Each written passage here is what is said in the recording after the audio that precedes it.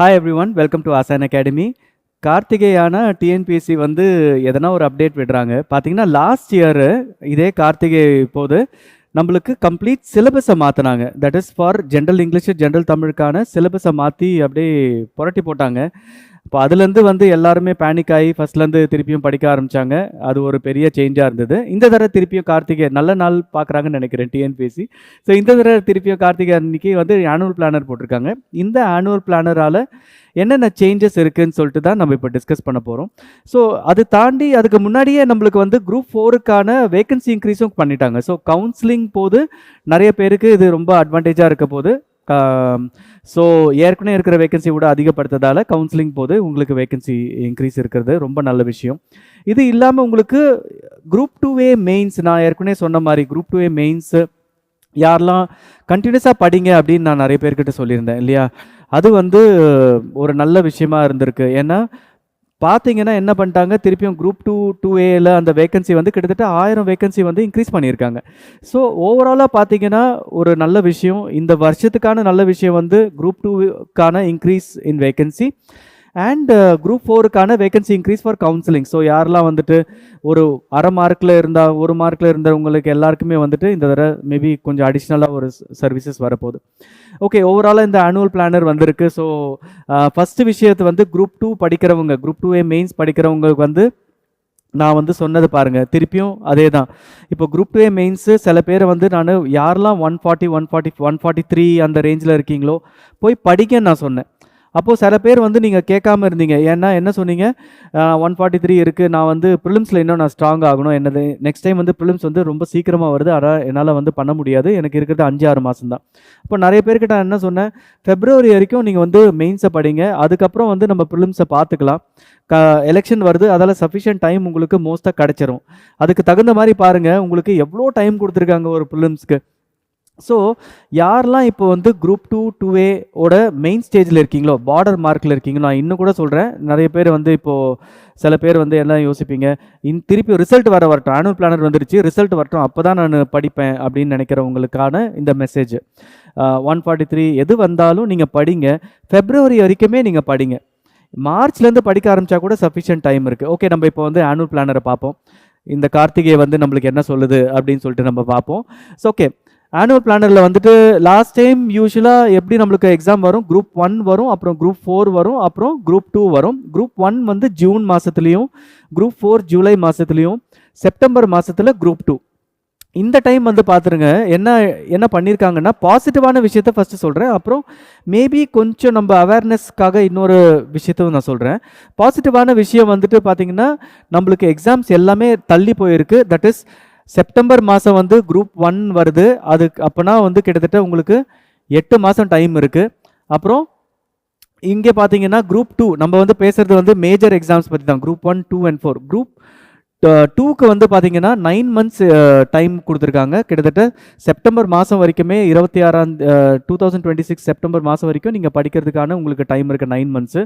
இதுதான் மேஜர் சேஞ்சாக இருக்கும் எல்லாருக்கும். ஏன்னா குரூப் 4 பொறுத்த வரைக்கும் கிட்டத்தட்ட ஜூனில் நடக்க வேண்டிய எக்ஸாம் வந்து July, August, September, October, November, December, கிட்டத்தட்ட 5 மாதம் தள்ளி 11 மந்த்ஸ் ஸ்பேனில் உங்களுக்கு டைம் கொடுத்து உங்களுக்கான இந்த எக்ஸாம் ப்ரிப்பரேஷன் டைம் கொடுத்துருக்காங்க. ஸோ இது பாசிட்டிவா அப்படின்னு கேட்டிங்கன்னா இது பாசிட்டிவு.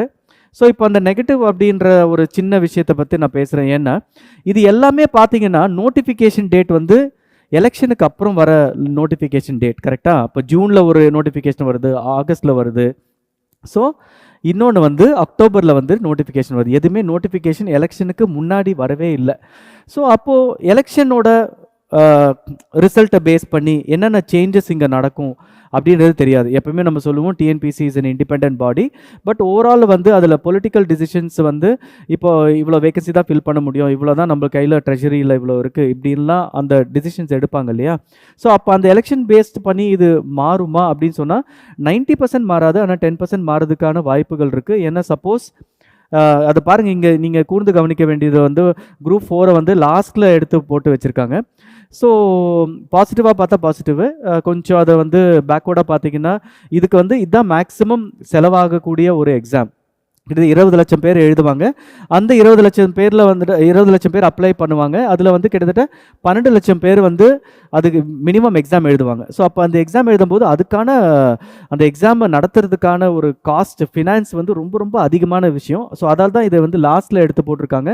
ஸோ இந்த கவர்மெண்ட் வந்து எப்படி பேஸ்ட் ஆன் எலெக்ஷன் அந்த ரிசல்ட்டை பேஸ் பண்ணி எப்படி நடக்கும், சப்போஸ் இது எக்ஸிஸ்டிங் கவர்மெண்ட்டாக இருந்ததுன்னா இதை எப்படி கொண்டு போவாங்க, இல்லை நியூ கவர்மெண்ட்டாக வந்துச்சுன்னா அப்போது இது எப்படி நடக்கும் அப்படின்றது எதுவுமே நம்மளால் இப்போ வந்து யூகிக்க முடியாது. ஆனால் நம்மளை பொறுத்த வரைக்கும் என்னென்னா டிஎன்பிசி இஸ் அன் இண்டிபெண்ட் பாடின்றதால இதை வந்து நம்ம பாசிட்டிவாகவே நம்ம பார்க்குறது தான் கரெக்டான விஷயம். ஓகே, இப்போ பாசிட்டிவ் விஷயம் என்னன்னு பார்த்தீங்கன்னா, முன்ன வந்து குரூப் 4 வந்து ஜூனில் வரதால இப்போ நம்ம வந்துட்டு பேரலாக இமீடியட்டாக வந்து தமிழ் ஜிஎஸ்ன்னு சொல்லிட்டு கண்ணாமண்ணான்னு படிக்க வேண்டியதாக இருக்கும். இப்போ வந்து என்னோட பிளான் நான் எல்லாருக்கும் சொல்லுவேன்னா, இம்மீடியட்டாக நீங்கள் வந்து இப்போ குரூப் 4க்கான இப்போ நிறைய பேர் டெஸ்ட் பேட்ச்லாம் ஜாயின் பண்ணியிருப்பீங்க, எங்கே கூட ஜாயின் பண்ணியிருக்கீங்க இல்லையா? உங்களுக்கு வந்து 6 மாதம் 8 மாதம் டெஸ்ட் பேட்ச் கொடுத்துருக்கோம். அதுலேருந்து திருப்பியும் உங்களுக்கு வந்து கிட்டத்தட்ட ஒரு 5 மாதம் உங்களுக்கு டைம் கிடைக்கும் போது ரிவிஷன் பண்ணுறதுக்கே. ஸோ இப்போ இதை வந்து சில பேரை வந்து ரொம்ப பாசிட்டிவாக எடுத்துப்பாங்க. எப்படின்னு இதை எடுத்துப்பாங்கன்னா, நான் இனிமேல் பொறுமையாக படிப்பேன்ப்பா, ரொம்ப ரிலாக்ஸ்டாக நான் படிக்க போகிறேன், எக்ஸாம் கண்டிப்பாக நான் திருப்பியும் சொல்கிறேன், இந்த ரிலாக்ஸ்டாக படிக்க போகிற ஆள் எல்லாருக்குமே இந்த தடவை உங்களுக்கு கண்டிப்பாக சர்வீஸ் கிடைக்க போகிறதில்ல. படிக்கிறவங்க ரொம்ப விகரஸாக படிக்கிறவங்க படித்து கொண்டே தான் இருக்கிறாங்க. ஸோ இப்போ நீங்கள் என்ன பண்ணணும்னு சொல்லிட்டிங்கன்னா, முன்ன இருக்கும்போது அந்த குரூப் 4 வந்து ஜூனில் வர்றதால ரொம்ப ரொம்ப டிஃபிகல்ட்டாக இருக்கும். ஏன்னா ஜூலையில் வர்றதால ஸோ குரூப் 1 வரும், அப்புறம் குரூப் 4 வரும், அப்புறம் குரூப் 2 வர்றதால ஃபஸ்ட்டு வந்து நம்ம ஜிஎஸும் படிக்க வேண்டியிருக்கும், தமிழும் படிக்க வேண்டியிருக்கும். இப்போ நம்மளுக்கு வந்து சஃபிஷியன்ட் டைம் இருக்குது. ஏன்னா உங்களுக்கு குரூப் 2வும் குரூப் 4ம் கிட்டத்தட்ட 9 மாதம் தள்ளி தான் இருக்குது. அப்போ நீங்கள் என்ன பண்ணலான்னா, ஜிஎஸ் நான் இருந்தால் உங்கள் ஸ்டேஜில் என்ன பண்ணுவேன்னா, இனிஷியலாக நான் வந்து ஜிஎஸ் வந்து 80-20 படிக்க ஆரம்பிச்சிடுவேன். ஸோ ஜிஎஸ் வந்து 80% ஃபஸ்ட்டு மந்த்துக்கு வந்து 80% டைம் வந்து நான் இதுக்கு ஒதுக்குவேன். லாங்குவேஜ் வந்து 20. நான் இப்போத்துலேருந்தே ஆனால் லாங்குவேஜ் படிப்பேன், சரியா? லாங்குவேஜ் படிக்காமல் இருக்கக்கூடாது. அப்புறம் அடுத்த மாதம் 70-30, அப்புறம் அடுத்த மாதம் 60-40, அப்புறம் அடுத்த மாதம் 50-50, அப்புறம் 40-60, 70-30. இதே மாதிரி மாதம் வந்துன்னா 9th மந்த்து இல்லை 10th மந்த் வரும்போது நீங்கள் வந்து 80% வந்து தமிழோ இல்லை இங்கிலீஷை படிப்பீங்க, 20% ஜிஎஸை படிப்பீங்க. ஆனால் இதுக்கான எக்ஸாமுக்கான இந்த குரூப் 1 எக்ஸாமுக்காக நீங்கள் இந்த மாதிரி படிச்சிங்கன்னா இங்கே நீங்கள் வந்து ரொம்ப ஈஸியாக தயாராகலாம், இந்த சைட்லேயும் நீங்கள் தயாராகலாம். ஏன்னா ஜிஎஸ் பொறுத்த வரைக்கும் நீங்கள் ரொம்ப ரொம்ப நல்லா தயாராக இருப்பீங்க. குரூப் 4 பொறுத்த வரைக்கும் கம்ப்ளீட்டாக தமிழை பேஸ் பண்ணியும் மேக்ஸ் பேஸ் பண்ணி கொஞ்சம் இருக்கிறதால நீங்கள் வந்து உங்களோட டைம் ஃபார் தமிழும் இதுவும் உங்களுக்கு சஃபிஷியண்ட்டாக உங்களுக்கு கிடைக்க தான் போகுது. ஸோ என்ன நான் சொல்ல வரேன்னா, எல்லாருக்கும் உங்களுக்கான டைம் ஜிஎஸ் படிக்கிறதுக்கு இது ஒரு கோல்டன் ஆப்பர்ச்சுனிட்டி. அதே மாதிரி ஒரு ஃப்ரெஷ்ஷான ஒரு கிளாஸ் ஜாயின் பண்ணுறதோ இல்லை ஒரு டெஸ்ட்டுக்கு ஜாயின் பண்ணுறதோ ரொம்ப ரொம்ப ஒரு நல்ல ஆப்பர்ச்சுனிட்டி உங்களுக்கு. நிறைய பேர் என்ன நினைப்பாங்கன்னா, மார்ச்சில் தானே வருது, கால்ஃபேர் வரும்போது தான் படிப்பேன். இந்த நிறைய பேருக்கு நான் எப்பவுமே சொல்லிடுறேன், கால்ஃபேர் ஸ்டூடெண்ட் அப்படின்னு நான் ஒரு அவங்களுக்கான ஒரு கேப்ஷனை கொடுத்துருப்பேன். இவங்க வந்து கால்ஃபேரில் உதயமாவாங்க, கால்ஃபேர் முடிஞ்ச உடனே எக்ஸாம் முடிஞ்ச உடனே மறைஞ்சிருவாங்க, திருப்பியும் கால்ஃபேர் வரும்போது உதயமாவாங்க, கால்ஃபேர் முடிஞ்ச உடனே மறைஞ்சிருவாங்க. வருஷம் இது நடக்கிற இதுதான். கால்ஃபேர் வந்த உடனே பயங்கரமாக அதுதான் நீங்கள் பார்த்தீங்கன்னா, கால்ஃபேர் வந்த பிறகு தான் கிட்டத்தட்ட 1000 பேர் படிப்பாங்க. அது வரைக்கும் வந்துட்டு கிட்டத்தட்ட 100 பேரை படிக்க மாட்டாங்க. ஆனால் யார் இந்த 100 பேர் கன்சிஸ்டண்ட்டாக படிக்கிறாங்களோ அவங்க தான் நீங்கள் பார்த்தீங்கன்னா சர்வீஸ் வாங்கிட்டு போகிற கேண்டிடேட். ஸோ இது வந்து ஓவராலாக பார்த்தீங்கன்னா ரொம்ப பாசிட்டிவான விஷயம். நம்மளுக்கு இந்த ஆனுவல் கேலண்டரால் நம்மளுக்கு கிட்டத்தட்ட நிறைய டைம் கிடச்சிருக்கு. அண்ட் இன்னொன்று புரிஞ்சுக்கணும், 2026 நிறைய வேகன்சிஸு ஃபில் ஆகும். ஸோ ஃபில் ஆகிறதுக்காக நீங்கள் யோசிக்காது. இப்போ நிறைய பேர் எவ்வளோ நெகட்டிவான பர்சன்ஸ்லாம் இப்போ எவ்வளோ பாதிக்கிறீங்கன்னு நீங்கள் பார்த்துக்கோங்க. இந்த டிசம்பர் வந்து ரிசல்ட் வரும்போது இப்போ எங்கள் பேட்சில் கிட்டத்தட்ட 8வது டெஸ்ட் எழுத போகிறாங்க. Unit 1 and unit 2 group 2A மெயின்ஸில் முடிச்சிட்டாங்க, அவங்க கம்ப்ளீட்டாக முடிச்சிட்டாங்க. இப்போ இதுக்கு மேலே அவங்க ரிவைஸ் தான் பண்ண போகிறாங்க. 50% ஆஃப் த சிலபஸ் ஏற்கனவே முடிச்சிட்டாங்க. அப்போ யாரெல்லாம் வந்துட்டு நான் நெக்ஸ்ட் ப்ரிலிம்ஸ் படிக்க போகிறேன், ரிசல்ட் வருமோ வராதோன்னு தெரியல, நான் இந்த மாதிரி இருக்கிற கேண்டிடேட்ஸ் எல்லாம் நான் திருப்பி என்ன சொல்லுவேன்னா, ஒரு சைக்கிளை கம்ப்ளீட்டாக முடிங்க. நீங்கள் வந்து உங்கள் மேலே கான்ஃபிடென்ஸ் வச்சுட்டு இல்லை இந்த சிஸ்டம் மேலே கான்ஃபிடென்ஸ் வச்சுருந்தீங்கன்னா நீங்கள் பாட்டு படிச்சிருப்பீங்க. இப்போ கூட நான் என்ன சொல்கிறேன்னா, ரிசல்ட்டுக்காக வெயிட் பண்ணாதீங்க. குரூப் 2 ஸ்டூடெண்ட்ஸ் வந்து ரிசல்ட்டுக்காக வெயிட் பண்ணாதீங்க. நீங்கள் பார்டரில் இருந்தீங்கன்னா பரவாயில்ல, போய் February வரைக்கும் போயிட்டு ஒரு பேட்ச்லேயோ இல்லை நீங்களே தனியாக உட்காந்து படிக்கிறீங்களோ நல்லா படிங்க. அதுக்கப்புறம் என்ன பாருங்கள், மார்ச், ஏப்ரல், மே, ஜூன், ஜூலை, ஆகஸ்ட் 6 மாதம் இருக்குது குரூப் 1 எக்ஸாமுக்கு. கிட்டத்தட்ட 7 மாதம் இருக்குது குரூப் 2 எக்ஸாமுக்கு, 9 மாதம் இருக்குது குரூப் 4 எக்ஸாமுக்கு.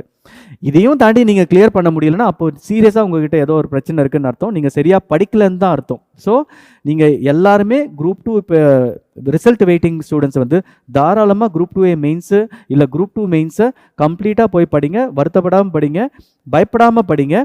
உங்களுக்கு சஃபிஷியன்ட் டைம் நெக்ஸ்ட் இயருக்கான இது இருக்குது. அதே மாதிரி நீங்கள் அதை படிக்கும்போது 60% சிலபஸை நீங்கள் எப்படியும் கவர் தான் பண்ண போகிறீங்க. So there is no way that you will lose. அதே மாதிரி குரூப் 4க்கான ஸ்டூடெண்ட்ஸ் எல்லாருக்கும் நான் என்ன சொல்ல வரேன்னா, ஈஸியாக நீங்கள் நெக்ஸ்ட் இயர் குரூப் 4 வந்து அடிச்சிடலாம். ஓகே, நிறைய டைம் இருக்குது, சஃபிஷியன்ட் டைம் இருக்குது. ஆனால் நீங்கள் என்ன நினைக்கணும்னா, ஜூனில் தான் இந்த எக்ஸாம் நடக்குது, ஜூலையில் தான் இந்த எக்ஸாம் நடக்குது, நான் அதுக்குள்ளே இந்த சிலபஸை முடிச்சுட்டு நான் கம்ப்ளீட்டாக ரிவிஷன் நெக்ஸ்ட் 4 மந்த்ஸுக்கு வச்சுப்பேன்.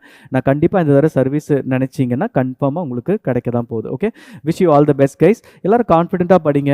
உட்காந்து பாதி நேரம் வந்துட்டு நடக்க போகிறத பற்றி யோசிக்காமல் இன்றைக்கி என்ன நாள் அப்படின்னு நினச்சிட்டு அதை வந்து நீங்கள் பிளான் பண்ணினாலே பாதி பேர் வந்து சர்வீஸ் வாங்கிட்டு போயிடுவீங்க. Wish you all the best.